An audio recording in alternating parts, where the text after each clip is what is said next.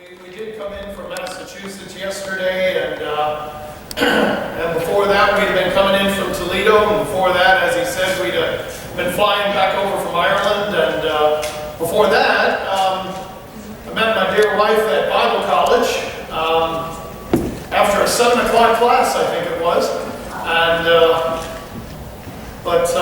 we went to Baptist Bible College. You mentioned 1979, that rang a bell. I started my freshman year in 1979 at BBC all those years ago, and went to Ireland after my freshman year, and the Lord the people there all just stole my heart, and I needed to go back eventually. And along the way, Tracy just took the burden and all of it on, as well as we met and got married, had 3 children while youth pastoring and in a place called Knoxon, Pennsylvania, and while finishing college and having a couple of kids, and then had a third while raising support, and went to Ireland, and we had 3 more eventually. So we had 6 altogether, and there's one over in Ireland now, married a fella, and Lord willing, we're going to be going there in September. She's got a baby on the way, number 2, and so we're excited to go, and Tracy's going to be there for about a month to help out, and I'm going to go for a couple of weeks and make trouble and enjoy the new granddaughter on the way, and Olivia Grace. And it's a different day and age now. They have all these things figured out, so they got the baby named and all before the baby's born. Back in our day, it was, okay, what do we got coming, you know? And then you'd always have 2 names picked out, wouldn't you? And so it's what we remember 6 times anyhow, or 5 times actually. We had twins in the end. So we always say we finished with a big caboose. It was quite a thing. But God called me into ministry years and years ago. I had plans, and God made other plans for me. And basically it began with Him, first of all, just stealing my heart away. I was 17 years old and full of beans, and God was getting a hold of my heart in various ways. And finally, in my backyard, one evening, I just broke down bawling and crying, and just gave in fighting. I knew that His way was the best way. And there really wasn't any other way to life, and that the world and all it had to offer, I had some, sad examples in family, but also in my peers around me, and that laughter turns to sorrow eventually. The so-called good times and doing the crazy things eventually comes around and bites you, kicks you in the backside, doesn't it? Stuff called sin. And so I surrendered my heart and my life to Christ, and I didn't know what that meant. It just meant that someone who had all of his plans for life, I was going to go to Texas, work the oil rigs with my brother, make a bunch of money, because I never had much, and I liked working with wood, and so I had 3 years of wood shop under my belt in high school, and I was going to have my own place, and I had all my plans, and all of that ended when God got a hold of me, and I found that sharing the gospel and letting the love of Christ be known was the most marvelous thing in the world. And I couldn't imagine myself doing anything else. Nothing else made any sense. And so within a year, looking back in hindsight, I was like, what's happened? I didn't see it. It just happened. And so both my pastor and youth pastor approached me and said, we believe God's got His arm and hand on you, and wanted to lift you up and put you into ministry, and so you should think about Bible college. Bible college. I came from a Catholic background, a family of people who fought and carried on and whatever. I was like, me go to Bible college? It just didn't seem like, but then it seemed like the right thing to do. And so I did, and had some wonderful years there. Just having the groundwork laid, and met my bride, and went to Ireland, as I said, and eventually in October of 1988, the Lord brought us over to Ireland, and we had 25 wonderful years there of ministry. And look forward going over in September to catch up with that church plant of folks we love, and and are so endeared to, along with seeing the grandchild and daughter-in-law. But Tracy grew up in the heart of Pennsylvania, if you know Lock Haven, Williamsport, State College area. That's her old stomping ground, and so that's where she's from. And I'm from the town of Tonawanda. And this area to me is very endearing, a little bit of a distance from here, but places like West Middlebury and Wyoming, Warsaw, was runaround ground for me when I would come out to visit family on my mom's side. And so that little town of Wyoming, I know it like the back of my hand because we'd be gone from morning till night, only come home to eat and get cookies out of my grandma's jar, literally. It was just on Maple Street there. And but just have wonderful memories of this area and the growings ups and all. And well, I suppose I should do a Sunday school class. So we are going to spend a little bit of time in the Word. After a long and boring sermon, the church service ended and the folks got up and filed out of the building with absolutely nothing to say to their pastor. But one person always had something to say. And so she came to the pastor and said, "Pastor, today your sermon reminded me of the peace of God and of the love of God." The pastor said, "Wow, nobody's ever said such a nice thing to me about my preaching before." She said, "Yeah, your sermon reminded me of the peace of God because it passed all understanding. And it reminded me of the love of God because it endured forever." But we'll try to keep on time here as best we can and hopefully with some understanding. So,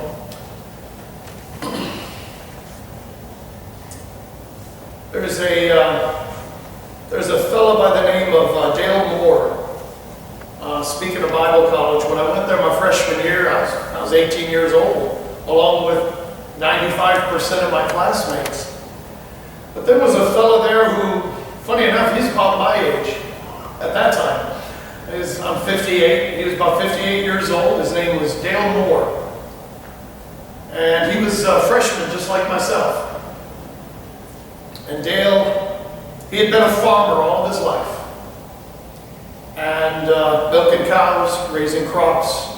God got a hold of him, called him to preach. So he sold the farm, stepped out in faith, obeying God. He reminded me a lot of my Uncle Harold Raleigh, in shape, size, the feel of his hands. Everything about him just reminded me so much of my Uncle Harold. It was like a little taste of home for me. I had a summer of ministry with him in a place called Rome, Pennsylvania, right on the New York border, kind of in the middle of nowhere. And just, again, farmers all around us. I'll never forget that summer for music. I never experienced anything unlike it in all of my life. There was a woman, and her last name was Lee. She was marvelous on the piano. But she had one style that she played. And the only thing I can describe it of as is almost like honky-tonk. It was really strange. And so we were this little tiny country church, and this woman is boonka, bonka, boonka, bonka for almost every hymn. And I'm leading, singing. I have never experienced anything like this in my life. Anyway, but Dale preached, I led the singing, and I got to know this dear man. And what a man after God's heart. There was also once a farmer. He was a shepherd as well as a grower of figs. And his name was Amos. And he's found in the Old Testament. If you turn there in your Bibles to the book of Amos. Amos was a shepherd, and he was a grower of figs. And we discover this in Amos chapter 7. If you go there, as you go to the book of Amos, right before the big book of Obadiah. Not that that helps you find it, but anyway, you know where it is. The book of Amos, chapter 7, verses 14 and 15. And it reads, "Then answered Amos, saith to Amaziah, I was no prophet, neither was I a prophet son. But I was a herdsman and a gatherer of sycamore fruit. And the Lord took me as I followed the flock. And the Lord said unto me, Go prophesy unto my people Israel. I don't know how old he was. I don't know how long he was farming. I don't know how long he took care of sheep and grew those trees and did whatever he was doing. But God got a hold of him and gave him a new cause, gave him a new purpose. And I think all of us in the Lord Jesus Christ know and appreciate the fact that whatever our life calling is, whatever our vocation might be, whatever it was, there's one that we all share in common. And it may not be necessarily to do a particular ministry like pastoring or being a deacon or whatever the case might be, but it's all of us to do ministry of one kind or another, isn't it? Because that's what the Word of God says, doesn't it? It's to do the work of ministry. It's to, sometimes that term gets used and it's just referring to maybe the pastor or whatever, but actually ministry just means to serve, doesn't it? And it's a good word, and it's something that we've all been called to. If you go back to the first chapter of Amos, and chapter 1 and verse 1, we learn a little bit of something about the timing of this man. When God called him, it said, the words of Amos, who was among the herdsmen of Tekoa. Tekoa is south of Bethlehem, so about the same distance as Bethlehem from Jerusalem. You've got this little place called Tekoa, where he lived, which he saw concerning Israel in the days of Uzziah, king of Judah, in the days of Jeroboam, the son of Joash, king of Israel, 2 years before the earthquake. Now there was another Jeroboam, I believe he was the son of Solomon. This is kind of a Jeroboam II, and this is some years later after the dividing of the kingdoms, and you got the northern and southern. So this Jeroboam II, we'll call him, was the king and leader of the northern 10 tribes. And we've got Uzziah here, king of Judah. Now, we've heard of this King Uzziah in another place. Does it kind of ring a bell for anybody? Anybody got a recollection of something about King Uzziah? Anybody, anything at all? In Isaiah. In Isaiah, exactly. In the year that King Uzziah died, I saw the Lord high and lifted up, and his train filled the temple. And there's that amazing vision that Isaiah had in chapter 6, verse 1 through, and the angels crying out, Holy, holy, holy is the Lord of hosts. The whole earth is full of his glory. So that's this one insane King Uzziah, who did eventually die, and then you had the prophet Isaiah at that particular time. Now, if we were to go to the book of Isaiah, it says that his father's name was Amos. And they use a Z probably instead of an S. But it's actually believed to be this character right here. Now that's what the history books say, and that's kind of what the Bible points out. And so Amos, he got something started. God called him as a herdsman to go and to prophesy. And then it's probably very, very likely that he is the father of the prophet Isaiah, who, of course, the book of Isaiah, it's like the miniature Bible, isn't it? It's got the 66 chapters, and it's broken up almost like our Bible and everything. It's one of the great prophets of the Old Testament. The reign of Uzziah and this other king overlapped about 15 years. But anyway, God sent him to prophesy in the northern kingdom. He was from the south. Now, I'd like to consider two things about Amos right now. Things that you might say were going against him. Things that were going against him. Number one, can you imagine during the days of the Civil War and some preacher from Alabama coming up here to preach in Mount Morris? That'd have been interesting, wouldn't it? Excuse me, where'd you get that accent from? And you southerner, and where's the flag you're carrying, and all of that kind of thing. He wouldn't have been maybe all too welcomed. And well, we sort of have a situation where we got a divided kingdom here. And they weren't always necessarily very friendly with one another. This guy's from Judah. And he's from even down deep in Judah. And he's being told to go up and preach in the northern kingdom. That's not convenient. I don't know if he had an accent. I don't know if, or whatever, but I'll bet they could have picked him out as a southerner for sure. And what are you doing coming up here and telling us what God has to say? And of course, it was a very wicked bunch of people up there at the time, which made the work all the more challenging. The other thing he had going against him is, well, if there was any school of the prophets, if there was any place where a prophet would train in the Word of God and the law, well, he never had any of that. He never had any of that. He was a farmer. He was a shepherd. So he had two things going against him. But what did he have going for him? God called him. God told him to go. That reminds me of a passage of Scripture. Matthew chapter 28, verses 18 to 20. Jesus said, all power, all authority, exousia, that's that word there, all authority, all powers been given unto me in heaven and on earth. Go ye therefore and teach all nations.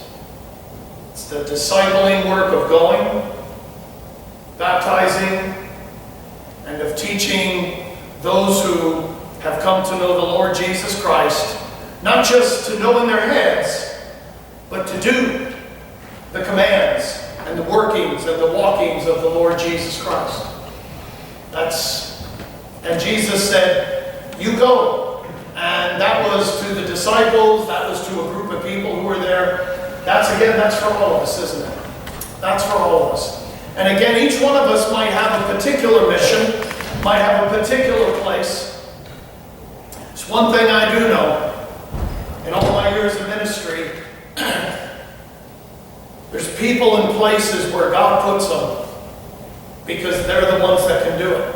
They're the connection with that person who doesn't know Christ, to be able to share Christ with them. And sometimes my task or mission is only to come along and to kind of support, because I'm maybe sometimes initially, I'm the one that needs to just be behind the scenes, because that's the person on the front lines right there all the time. Sometimes it's a wife with her husband. Sometimes it's a neighbor, whoever it might be. But again, we have Jesus Christ, just like God spoke to Amos and said, I know I'm sending you on a mission that's not all too pleasant.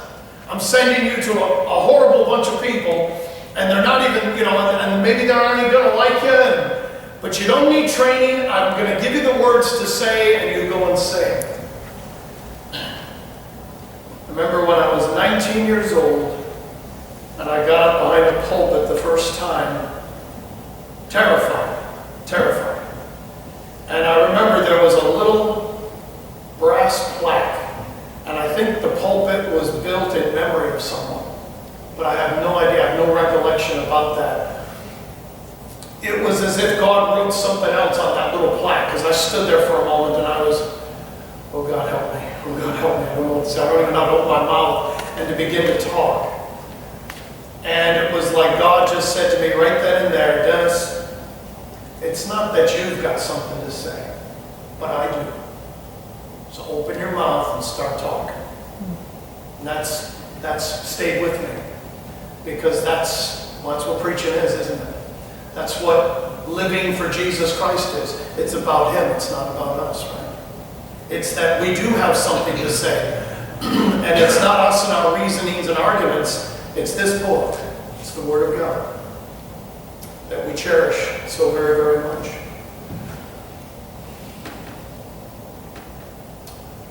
I like some of Warren Wiersbe's stuff. The guy with the B series, be this, and all his books. There's a book that I got years ago, and the title of it is On Being a Servant of God. It's a wonderful book. And there's a quote in it that I've kind of taken to heart. because I like people who can make things really concise by way of a statement, but they say a lot in that statement. And he's got a definition for ministry, and I've tapered it just a little bit to suit me.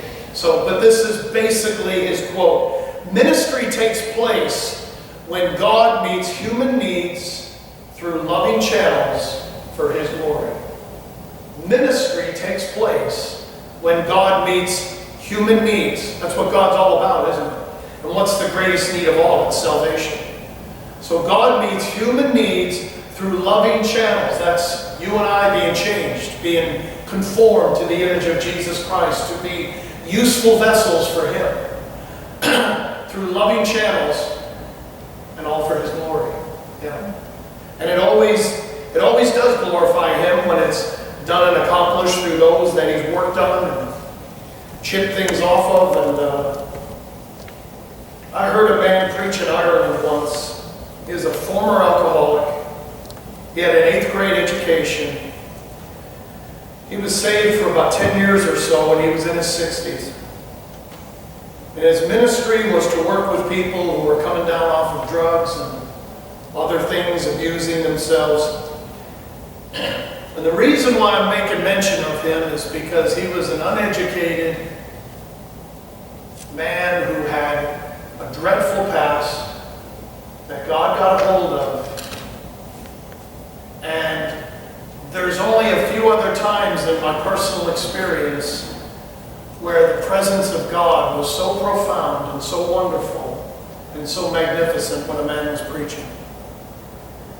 It's not about you and I, is it?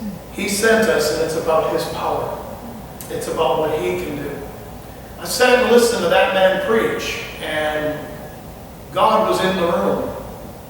And my heart was being spoken to so boldly, so loudly. It was not that he was eloquent, and he didn't even pronounce words in the Bible very correctly. Some of the big ones, they were awkward for him. Do you know that D.L. Moody had the same problem? D.L. Moody, in fact, sometimes he'd come to a really big whopper of a word, and he'd skip over it, and he used to get picked on for it, and preachers would actually give him a hard time for it, for being so illiterate. Isn't that wonderful? He probably preached to more people than anybody since Pentecost. Just God used him so mightily. The town that we've lived in for the last nearly 3 years, he was born there. And he lived most of his life there, not in Chicago, but in Northfield, Massachusetts. And when God steps in and works, it's not by our power or by our might, is it? It's by the power of the Holy Spirit, says the Lord. That's very important for us to always remember. And remember that so that way we never say anything like, well, what can I do? What can I possibly do for God? Look at me, or I can't do this, or I can't do that, or physically I can't do this, or I can't do that. Well, that's got nothing to do with it. It's got nothing to do with it. For me, ministry begins with prayer and it ends with prayer. And that's something anybody can do if they got the heart for it. If you get on praying ground and get serious about it, the effectual fervent prayer of a righteous man or woman, it's anthropos. It means person, people, availeth much in the eyes of God. And it's a forgotten ministry, prayer. It seems to be a waste of time, maybe in the eyes of some people. For me, it's wisdom of the Word of God tells me it's the first and most important thing to do. And I've got a lot to learn about it. I'm still learning how to pray. A scripture passage that has become endeared to me and that I preached on recently was the Lord teaching the disciples how to pray. And they asked him, Lord, teach us how to pray as John taught his disciples. And that really convicted me. And so not only did I want to preach on the passage, but I wanted to get far more serious myself about prayer and enjoy the presence of God. And I would encourage you all in that light. This entire book of Amos it's not one of the happy, jolly books of the Bible. It's not like maybe the book of Philippians where you read a lot of words like joy and love and nice things. The book of Amos, in summary, is a book of judgment. In fact, you have to get to the last 5 verses in the book of Amos before you come across anything that's encouraging. The entire book, it begins with judgment of some of the immediate nations around Israel. Then there's a little statement for Judah itself. And then the rest of the book is dedicated to judging the nation of Israel up north. What a task for the prophet to have to do. God, isn't there anything nice I can say? Can I go up there and just say some nice things too? No, you got to go up there and preach judgment on these people because they're doing horrible things to their own people. Turn to Amos chapter 2. We'll look at a number of these scriptures now. Amos chapter 2 and verses 6 to 8. It says, "Thus saith the Lord, for 3 transgressions of Israel and for 4, I will not turn away the punishment thereof, because they sold the righteous for silver and the poor for a pair of shoes, that pant after the dust of the earth on the head of the poor, turn aside the way of the meek. A man and his father will go in unto the same maid and profane my holy name. They lay themselves down upon clothes laid to pledge by every altar, and they drink the wine of the condemned in the house of their God." It's a real heathen bunch of people. And they were doing a lot of dreadful things. Chapter 3 and verse 10 reads, "For they know not to do right, saith the Lord, who store up violence and robbery in their palaces." They know not to do right. What a condemning statement of people. They don't even know how to do what is right. That's quite frightening. This is a very wicked bunch of people. Chapter 4 and verse 1. "Hear the word, ye kine of Bashan." That word means cows, by the way. This isn't a compliment. You think there isn't some pretty wild terminology in the Bible? This is one right here. He's referring to the women of Bashan as a bunch of big cows. "Hear the word, ye kine of Bashan, that are in the mountain of Samaria, which oppress the poor, which crush the needy, which say to their masters, Bring and let us drink. The Lord God has sworn by his holiness that, lo, the days shall come upon you, that he will take you away with hooks, and your posterity with fishhooks." And what we read about right there was a prophecy of the fact that not long from this time, let me mention that the prosperity of the northern kingdom at this time was probably at its peak. They had everything. All the Phoenicians were bringing things in on ships that all of them, basically all the comforts and all the conveniences of life, they had it in that day. And they were rich, but then there were the poor and needy. And they were being horribly mistreated. Anybody who was weak, anybody who was poor, if you had a widow, if you had children without parents, they were being sorely mistreated by these who had everything. And this is what they're being judged about. This is what they're being judged about. Your mistreatment of those who are vulnerable and those that are easy to harm and hurt. And in 722 BC, the Assyrians came and dragged them away, just like he's describing here. You've got these riches, you're building these big magnificent homes, you're not going to enjoy them for very long. Because you're going to be dragged away off into captivity. This is what he's warning them about here. You're not going to be doing this for long. Chapter 5 and verses 11 and 12. "For as much therefore as you your treading is upon the poor, and you take him burdens of wheat, you have built houses of hewn stone, but you shall not dwell in them. You have planted pleasant vineyards, but you shall not drink the wine of them. For I know your manifold transgressions and your mighty sins. They afflict the just, they take the bribe, and they turn aside the poor in the gate from their right." And I could turn to a couple more passages, but let's go to the very end of the book, like I said, where there's 5 verses. Because this just keeps going on, and he keeps condemning them for their mistreatment of their own people. The mistreatment of their own people. There's no book like the book of Amos that targets a specific sin, and he keeps hammering away on the same thing over and over and over again throughout the book on these people and their judgment. But in verse 11 it says, "In that day will I raise up the tabernacle of David that is fallen, and close up the breaches thereof, and I will raise up his ruins, and I will build it as in the days of old, that they may possess the remnant of Edom and of all the heathen which are called by my name, saith the Lord, that doeth this. Behold, the days come, saith the Lord, that the plowman shall overtake the reaper, the treader of grapes, him that soweth the seed." This is just talking bountifulness is going to be happening in this day, the day of the kingdom when it comes. "And the mountains shall drop sweet wine, and all the hills shall melt. And I will bring again the captivity of my people Israel, and they shall build the waste cities, and inhabit them, and they shall plant vineyards, and drink the wine thereof, and they shall also make gardens, and eat the fruit of them. And I will plant them upon their land, and they shall no more be pulled out of their land, which I have given them, saith the Lord thy God." There's coming a day, that promise hasn't been fulfilled yet. That day is coming. That day is still yet to come. This wonderful vision of future blessing. The book of Amos, it's about a farmer. It's about a shepherd. It's about a grower of orchards. And God called him to be a prophet, who also then became the father of a prophet, Prophet Isaiah. Amos is a book of judgment, primarily on the northern tribes of Israel for the gross, immoral mistreatment of their own people during a time of great prosperity, which would soon end as they'd be dragged off into captivity.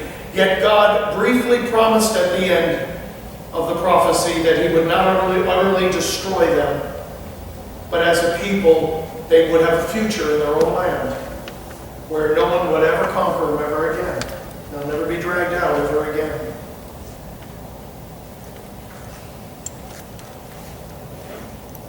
As we think about these people, it would be very easy for us to even be judgmental towards them ourselves and go, what a horrible bunch.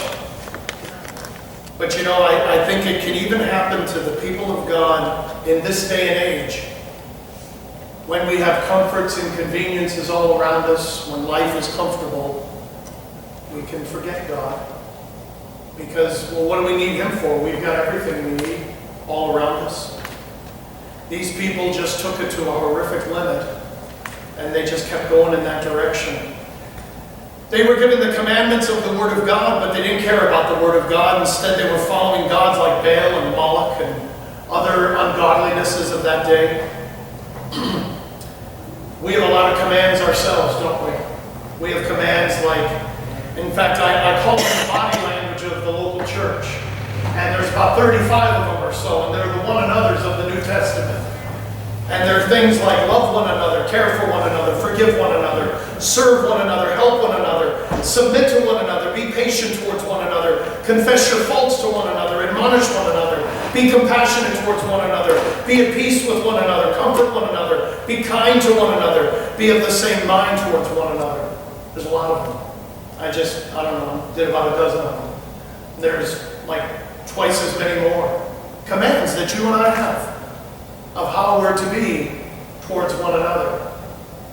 And it's possible, isn't it, that even in the body of Christ, we get comfortable and we find ourselves, first of all, we're not even conscious of these. We're not even thinking about them as we think about one another.